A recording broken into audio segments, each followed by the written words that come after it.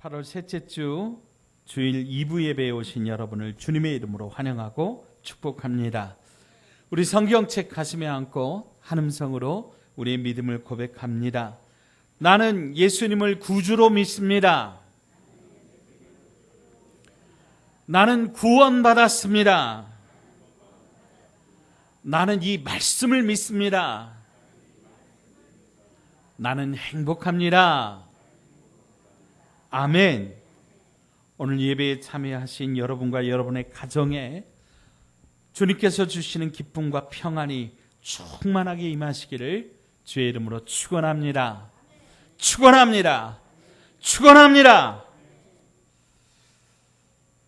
오늘 광복 75주년 기념주일입니다.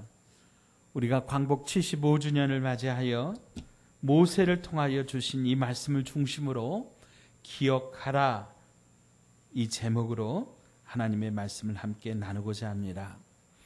애굽에서 이스라엘 민족을 이끌고 40년 동안 광야길을 건너서 드디어 도착한 가나안 땅 앞에서 모세는 그 땅을 들어가기 전에 이제 이스라엘 동족들을 앉혀놓고 너희들이 꼭 기억해야 될 것들이 있다. 특별히 이 기억하라라고 하는 이 말씀은 명령형으로 되어 있습니다. 명령하고 있다라고 하는 거예요. 무엇을 기억해야 되는지 오늘 이 말씀을 통하여 함께 살펴보기를 원합니다. 첫째, 광야 40년을 기억하라라고 하는 것입니다. 신명기 8장 2절 말씀인데요. 같이 한 음성으로 읽습니다. 내 하나님 여호와께서 이 40년 동안에 내게 광야길을 걷게 하신 것을 기억하라. 이는 너를 낮추시며 너를 시험하사 내 마음이 어떠한지 그 명령을 지키는지 지키지 않는지 알려하려 하심이라. 아멘. 지금 이스라엘 백성들은 약속의 땅 가나안 앞에 서 있습니다. 이제 가나안에서 새로운 삶을 시작하려고 하는 이스라엘 백성들에게 있어서 광야 생활은 어쩌면 더 이상 떠올리기 쉽지 않은 그런 기억일 겁니다. 빨리 잊어버리고 싶은 그런 기억이었을 것입니다. 그런데 그 힘들었던 순간, 그 고통스러웠던 순간을 기억하라고 하는 거예요. 광야 40년은 그저 광야라고 하는 그런 환경적인 그런 고생의 기간일 뿐만 아니라 특별히 그들이 하나님의 말씀 가운데 불순종하여 벌을 받았던 그런 기간이었습니다. 그럼에도 불구하고 모세는 이스라엘 백성들을 향하여 기억하라, 광야 40년의 기간을 기억하라고 명령하고 있습니다. 왜 그렇습니까? 이제 그들이 가나안 땅에 들어가면 그들은 안주할 것입니다. 그들은 풍요로운 생활을 영위할 것입니다. 그러면 이내 그들은 하나님을 잊어버리고 하나님 앞에서 우상 숭배하며 그 땅을 바라보면서 땅에 매몰되어서 그렇게 살아갈 것이기 때문에 하나님 앞에서 모세는 너희들은 하나님을 기억해야 된다. 광야의 그 40년의 길을 기억해야 된다. 그렇게 말씀하고 있는 것입니다. 계속해서 신명기 8장 3절 말씀을 우리 같이 한번 읽어봅니다. 신명기 8장 3절입니다. 함께 읽어요. 너를 낮추시며 너를 줄이게 하시며 또 너도 알지 못하며 내 조상들도 알지 못하던 만나를 내게 먹이신 것은 사람이 떡으로만 사는 것이 아니요 여호와의 입에서 나오는 모든 말씀으로 사는 줄을 내가 알게 하려 하심이니라. 아멘. 사랑하는 여러분, 우리는 떡으로 사는 존재가 아니라 하나님의 입에서 나오는 말씀으로 산다라고 하는 것을 오늘 알게 하시려고 광야를 기억하라고 말씀하시는 거예요. 특별히 오늘 이 말씀으로 예수님은 사단의 시험을 물리치셨습니다. 사단이 40일을 굶주리신 예수님 앞에 나와 이 돌을 떡으로 만들어서 그 굶주림을 면하라고 그렇게 이야기를 했습니다. 여러분, 사람에게 있어서 어쩌면 가장 강력한 시험이 이 먹을 것이라고 하는 거죠. 그래서 그런 속담이 있죠.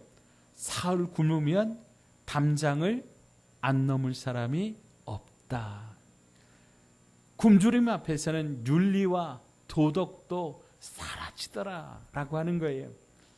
그런데 하나님의 백성들, 하나님의 사람들, 하나님의 자녀들은 그러면 안 된다라고 하는 거예요.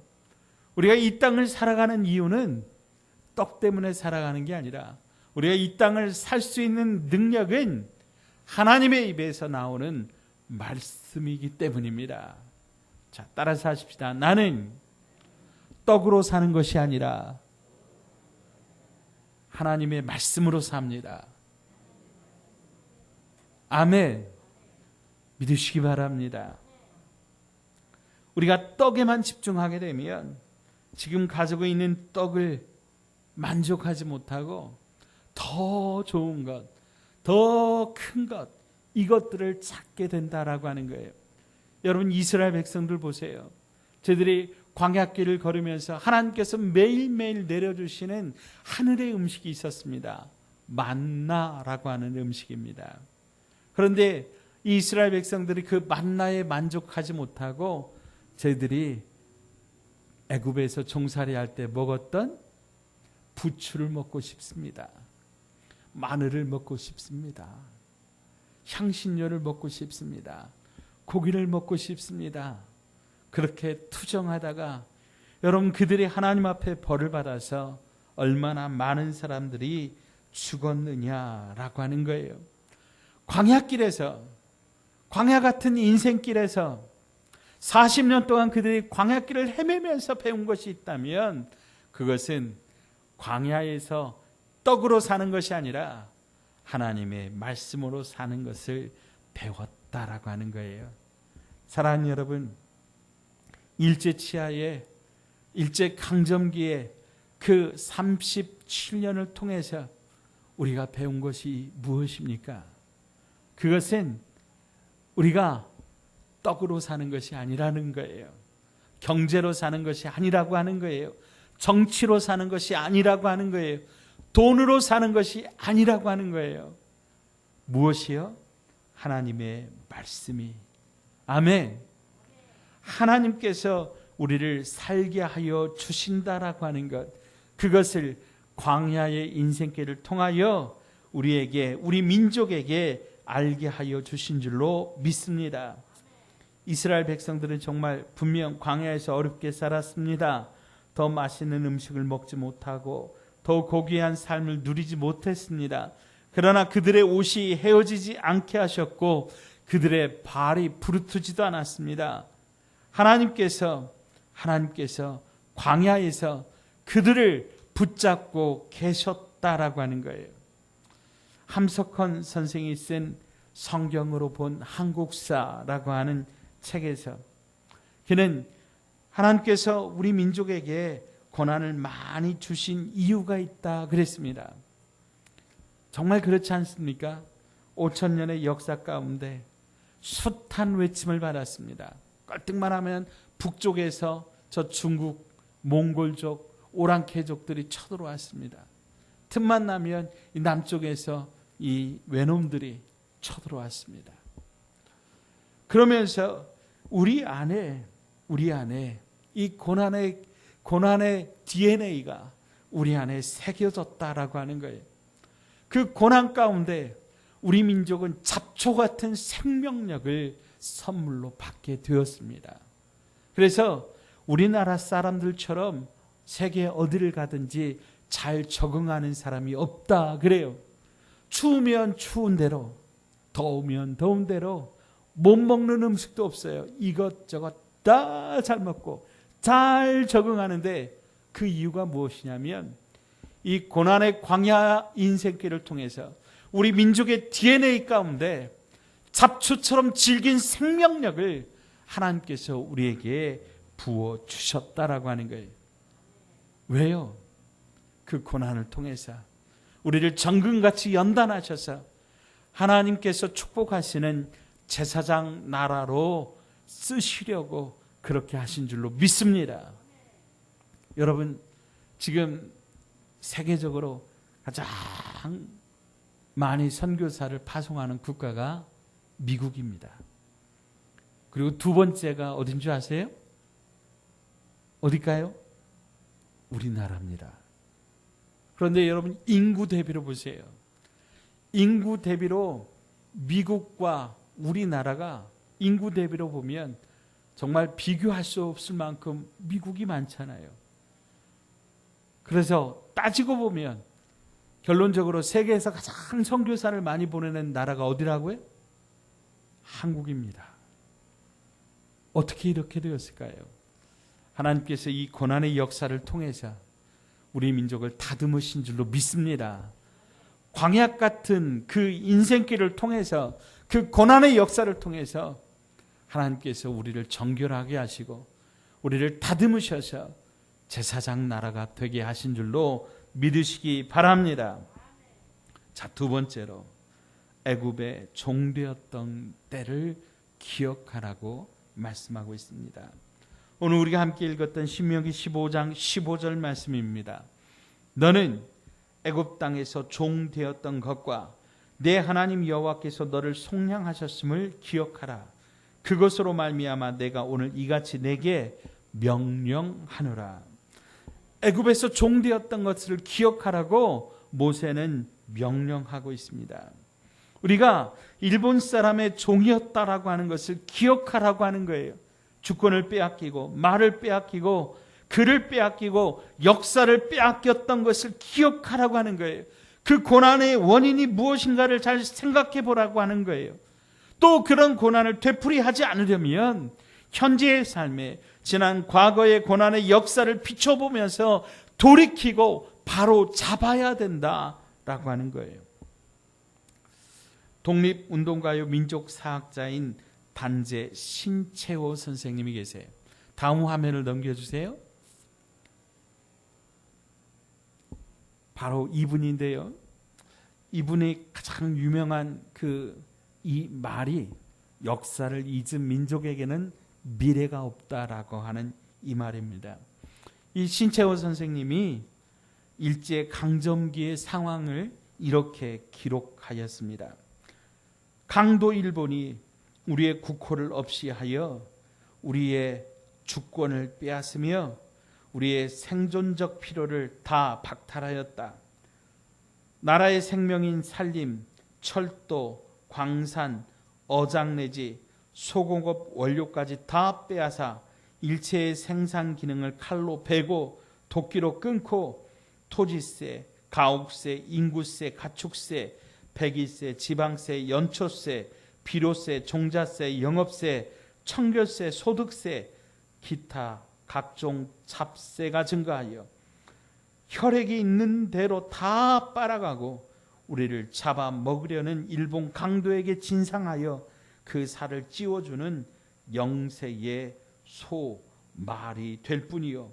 나중에는 딸각발이, 아마 이게 게다, 일본 사람들이 그 신는 그 신발, 그것을 말하는 것 같아요. 딸각발이 등살에 우리 민족은 발 디딜 땅이 없어 산으로 물로 서간도로 북간도로 시베리아로 황야로 쫓겨가 굶주리고 나그네가 될 뿐이며 강도 일본인이 헌병 정치, 경찰 정치로 하여 언론, 출판, 결사, 집회, 일제 자유가 없어 신문이나 잡지를 본다 하면 강도 정치를 찬미하는 반일본화된 노예적 문자뿐이며 똑똑한 자제가 난다 하면 음모 사건의 명칭하에 감옥에 구류하여 당금질, 채찍질, 전기질, 바늘로 손톱 및 발톱 및 쑤시는 수족을 달아매는 콧구멍에 물을 붓는 생식기에 심지를 박는 모든 악형을 다 당하고 삼천리가 거대 감옥이 되어 우리 민족은 노예 기계가 되어 강도 수중의 사용품이 되고 말 뿐이며 강도 일본이 참혹한 수단을 써서 공포와 전율로 우리 민족을 압박하여 인간의 송장을 만들려 하는도다. 신채호 선생님은 우리 민족을 저들이 산송장을 만들었다, 그렇게 개탄하고 있습니다. 1930년 40년대 제2차 세계대전으로 중국과 미국 태평양 지역까지 전쟁을 확대한 일본은 우리나라를 자기들의 군수 보급 기지로 만들어버렸습니다. 강제 공출로 기본적 생존권을 박탈하고 보국대다, 징용이다, 징병이다, 학병이다 하면서 젊은 청년들을 다 전쟁으로 끌고 가서 총알바지를 만들었고, 소녀 정신대와 종군 위안부로 한국의 젊은 여성들을 그들의 군수공장과 전쟁터로 몰아갔으며, 최근 문제가 되는 종군 위안부로 얼마나 많은 이 땅의 젊은 여성들을 끌고 가서 그들의 성놀이개로 삼고 죽였는지 모릅니다. 그래도 지금 그들은 반성은커녕 독도가 자기네 땅이라고 저렇게 부득불 우겨대고 있고, 종군 위안부의 역사를 부정하며 강제 동원되어 노동했던 그 배상의 책임을 지라고 하는 우리나라 대법원의 판결에 불만을 품고 저들이 저렇게 경제 보복을 감행하였던 겁니다. 외람되지만 아직도 일본인들의 기억 속에는 우리 한국을 자신들이 정복한 식민지요, 마음껏 유린해도 되는 그런 나라라고 생각하고 있는 것처럼 보입니다. 그러므로 사랑하는 여러분, 우리가 애굽의 종되었던 때를 기억하라라고 하는 말씀처럼 일제 그 37년의 강점기의 치하를 우리가 기억해야 된다라고 하는 거예요. 우리 민족의 아픔을 기억해야 다시는 그런 아픔을 당하지 않는다라고 하는 것 기억해야 됩니다. 역사를 잊은 민족에게 미래는 없습니다. 사랑하는 여러분, 그때를 기억해야 됩니다. 셋째로, 하나님의 구원하심을 기억하라고 말씀하고 있습니다. 오늘 15절 말씀 다시 한번 읽겠습니다. 15절 말씀 한음성으로 읽습니다. 너는 애굽 땅에서 종되었던 것과 내 하나님 여호와께서 너를 속량하셨음을 기억하라. 그것으로 말미암아 내가 오늘 이같이 내게 명령하노라. 아멘. 자, 그러면 종되었던 것을 기억하라라고 하는 이 말이 이스라엘 사람들에게 애굽 사람을 미워하라고 하는 의미일까요? 그렇지 않다라고 하는 거예요. 오히려 성경은 그들에게 미워하지 말라고 그렇게 당부하고 있습니다. 신명기 23장 7절 말씀입니다. 너는 에돔 사람을 미워하지 말라. 그는 내 형제임이라. 애굽 사람을 미워하지 말라. 내가 그의 땅에서 객이 되었음이라. 그러면 우리는 우리를 종으로 삼았던 일본 사람들을 어떻게 봐야 될까요? 지금도 하는 짓이 저렇게 얄미운 짓들을 하는데 우리가 저들을 어떻게 대할 수 있느냐? 우리의 기본 마음, 우리의 기본 심성이 일본을 향하여 적개심을 품고 있는데 우리 그리스도인들이 어떻게 해야 되느냐라고 하는 거죠. 사랑하는 여러분, 우리가 그들을 볼 게 아니라 그럼에도 불구하고 우리를 구원하신, 그들의 압제에서 우리를 해방시켜 주신 하나님께로 우리의 시선을 고정시켜야 된다고 오늘 말씀하고 있습니다. 신명기 8장 4절에서 모세는 말합니다. 이 40년 동안에 내 의복이 헤어지지 아니하였고 내 발이 부르트지 아니하였느니라. 아무도 깨닫지 못하지만 하나님께서 그들의 발을, 그들의 육체를 보호하고 계셨다라고 하는 거예요.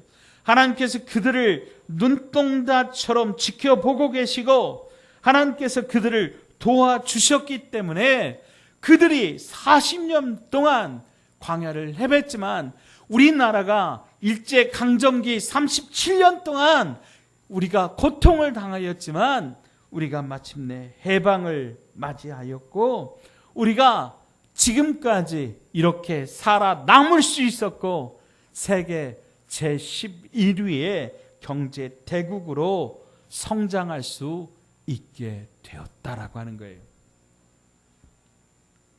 어떤 분들은 이것을 우연이라고 하지만 저는 이것을 하나님의 은혜라고 말하고 싶습니다. 일본의 원자폭탄이 떨어졌어요. 나가사키와 히로시마에 원자폭탄이 떨어져서 일본이 무조건 항복을 해서 1945년 8월 15일 우리는 그렇게 해방을 맞이하게 된 것입니다.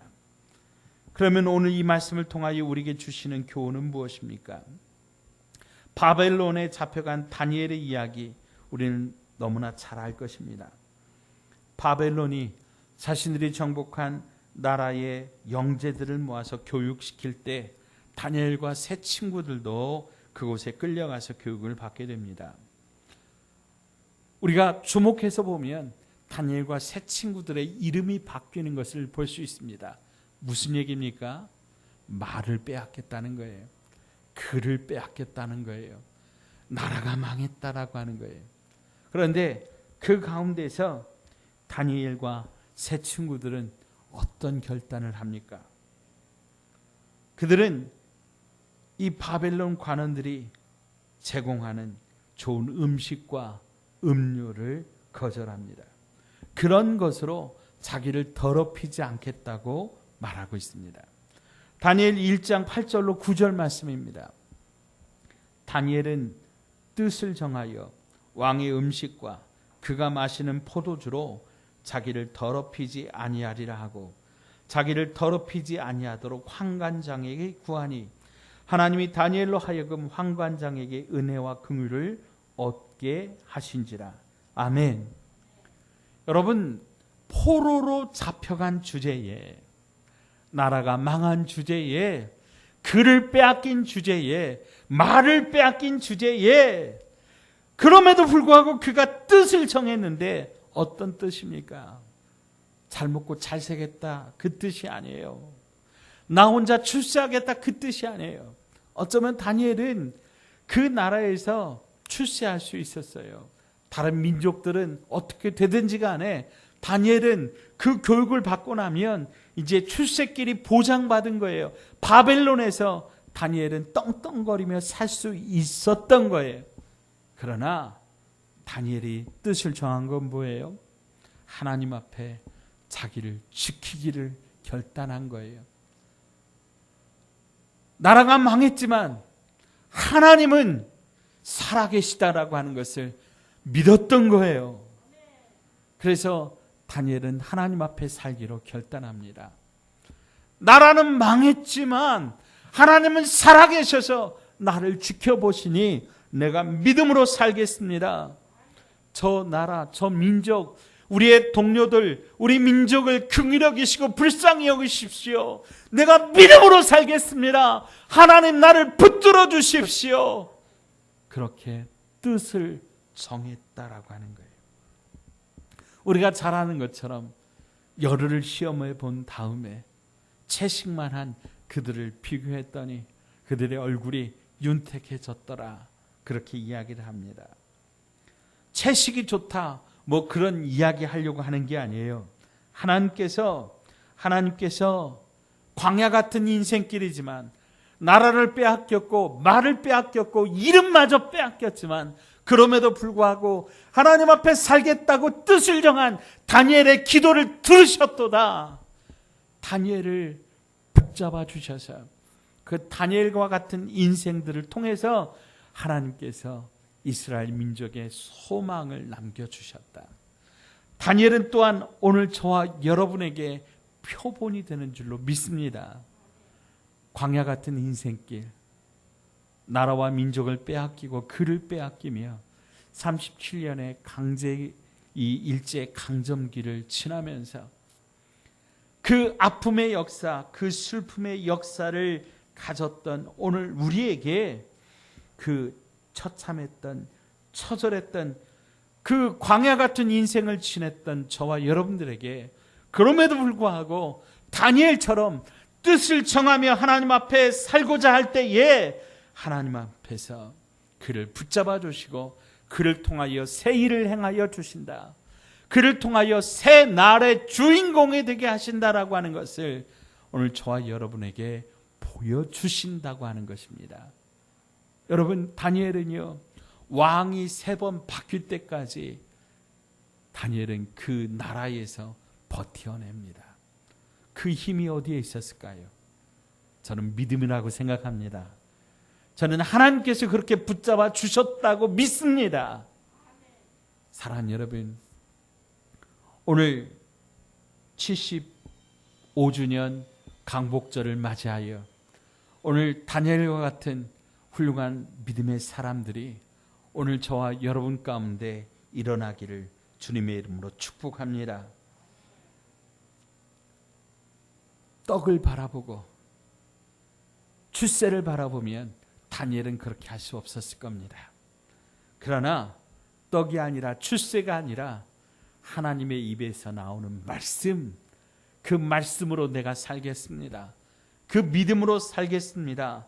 그렇게 결단하였기 때문에 하나님께서 그의 삶을 책임지고 사자 굴 속에서도 사자의 입을 막으셔서 다니엘을 살려주신 줄로 믿습니다.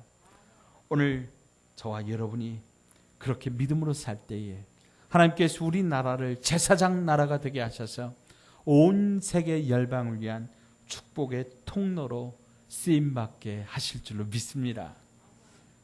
이 시간 함께 기도하겠습니다. 하나님께서 하나님의 방법으로 우리에게 광복절을 주셨습니다. 우리가 노력하고 우리의 힘으로 광복을 맞이한 것이 아니라 이 모든 것이 하나님의 은혜입니다. 이 광복 75주년에 우리 다시 한번 하나님 앞에 엎드려 간절히 기도하실 때 우리가 걸었던 그 광야를 기억하게 하옵소서. 일제강점기를 기억하게 하시고 우리가 교만하지 않게 하시고 겸손하게 하시고 특별히 이 땅에 와 있는 외국인 노동자들에게 우리가 은혜를 베풀게 하여 주시고 특별히 우리를 구원하신 하나님을 기억하며 감사하게 하여 달라고 함께 기도하시고 특별히 코로나19 바이러스가 다시금 확산되고 있는데 또 홍수가 이 땅에 일어나서 참으로 많이 어려움을 당하고 있는데 하나님께서 고쳐주십시오. 하나님 지켜주십시오. 하나님 도와주십시오. 이러한 기도의 제목 가지고 우리 주여 한번 부르짖어 간절히 통성으로 기도하십시다. 주여 하나님 아버지